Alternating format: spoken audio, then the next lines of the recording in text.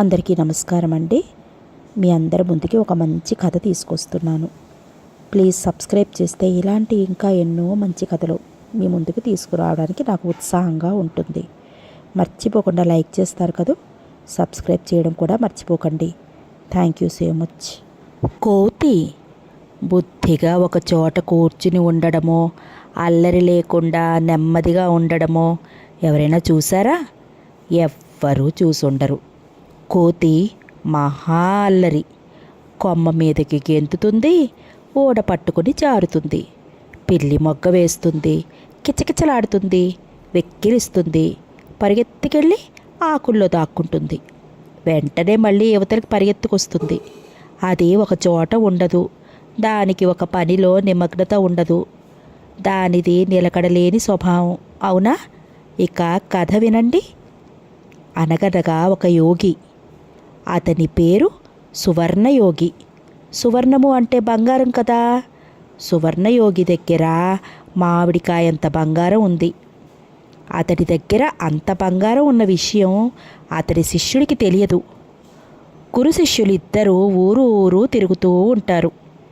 ప్రతి పుణ్యక్షేత్రాన్ని దర్శిస్తూ ఉంటారు. ప్రతి తీర్థంలోనూ మునుగుతూ ఉంటారు. కనిపించిన ప్రతి వింత చూస్తారు. ఒక ఊరు నుండి మరో ఊరికి సాగిపోతూ ఉంటారు. ప్రతిరోజు ఉదయం సువర్ణయోగి కాలకృత్యాలు తీర్చుకుని స్నానమాడి సంధ్యావందనం ముగించి శిష్యుడి చేతికి గురివెందగింజంత బంగారం ఇచ్చి అమ్ముకు రమ్మంటాడు.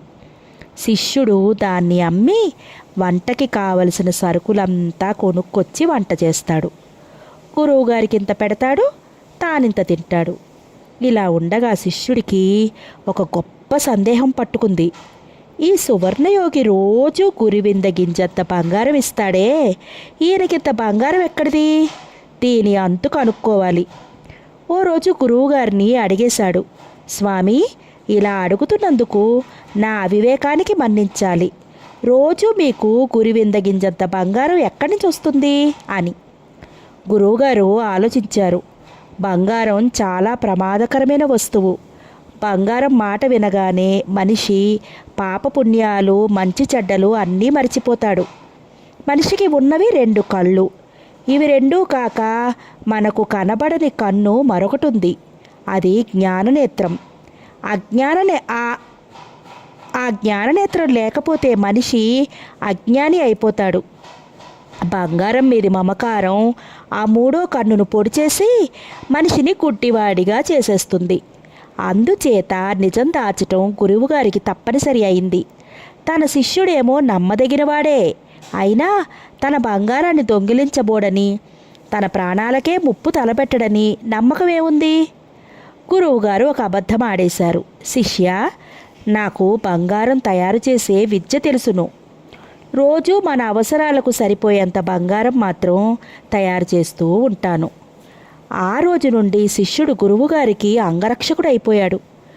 ఆయన కాలితో చేయమన్న పని చేతితో చేసేసేవాడు. అతని కాళ్ళు పట్టేవాడు. ప్రక్కన నిలబడి విసనకర్రతో విసిరేవాడు. కాళ్ళు కడిగి కళ్ళకత్తుకునేవాడు. దూరంగా కొండ మీద శిష్యుడు ఉన్నాడనుకోండి, గురువు శిష్య అని కేక పెట్టాడంటే ఆ కొండ తిరిగి శిష్య అంటూ ప్రతిధ్వనిస్తుంది. శిష్యుడు ఆ ప్రతిధ్వని కన్నా ముందుగా గురువుగారు అంటూ పరిగెత్తుకొచ్చేసేవాడు. గుళ్ళో దేవుడు మనకందరికీ దేవుడు. శిష్యుడికి గురువుగారే దేవుడు. కంటికి కనురెప్ప ఎలాగో, యోధుడికి కవచం ఎలాగో, గురువుగారికి శిష్యుడు అలాగే. గురువుగారి అనుగ్రహం సంపాదించాలి. అతని నుండి బంగారం తయారు చేసే విద్య నేర్చుకోవాలి. తరువాత ఒక బంగారు వాడ నిర్మించేయాలి. ఆ వాడను తాను ఏలుకోవాలి. ఇలాంటి కోరికలు మరెన్నో కలిగాయి అతనికి.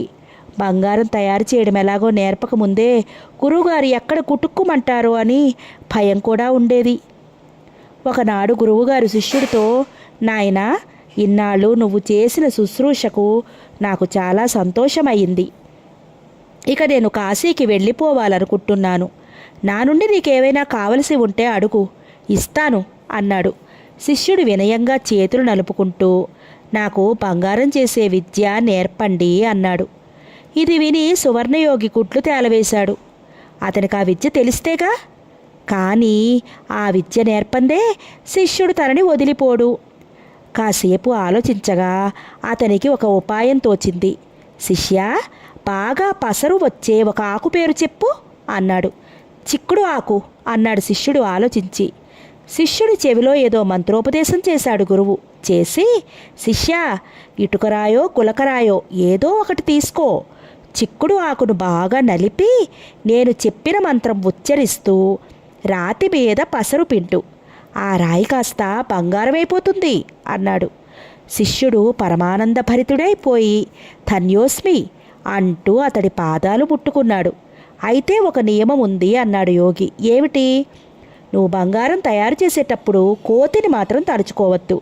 తలుచుకుంటే బంగారం తయారు కాదు. ఆ మాత్రం జాగ్రత్త పడలేనా అన్నాడు శిష్యుడు. గురువుగారిని కాశీకి సాగనంపి చిక్కుడు తీగె ఎక్కడుందా అని వెతికాడు శిష్యుడు. చిక్కుడు పాదు కనిపించింది. శిష్యుడు నదిలో శుభ్రంగా స్నానం చేశాడు. ఒక గంపెడు రాళ్ళు ఏరుకున్నాడు. చిక్కుడాకులు 4 త్రుంచాడు. తాను పాటించవలసిన నియమం జ్ఞాపకం వచ్చింది. కోతిని మాత్రం తలుచుకోకూడదు. ఆ కొంతసేపు కోతిని తలుచుకోకుండా ఉంటే బంగారం తయారైపోతుంది. మంత్రం పఠించాడు. కోతి జ్ఞప్తికి వచ్చింది. శిష్యుడు తను తాను హెచ్చరించుకున్నాడు. అదిగో, నియమం తప్పుతున్నావు. కోతిని మాత్రం తలుచుకోకు. ఈసారి కోతిని తలుచుకోకూడదు అనుకుంటూ మంత్రం ఉచ్చరించాడు. పసరు పిండాడు.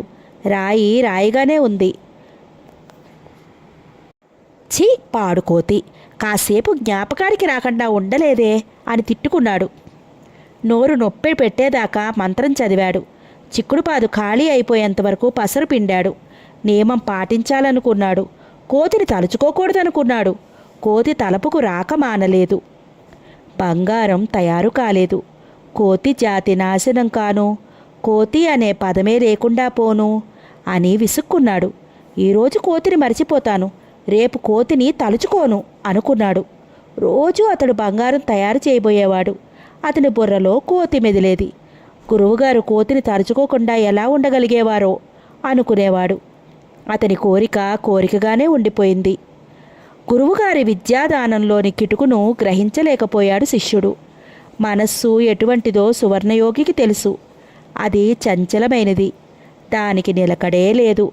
అందుకే కాబోలు మనసును కోతి అన్నారు పెద్దలు. ఇంకొక మంచి కథతో రేపు కలుసుకుందాం. Please like and support me.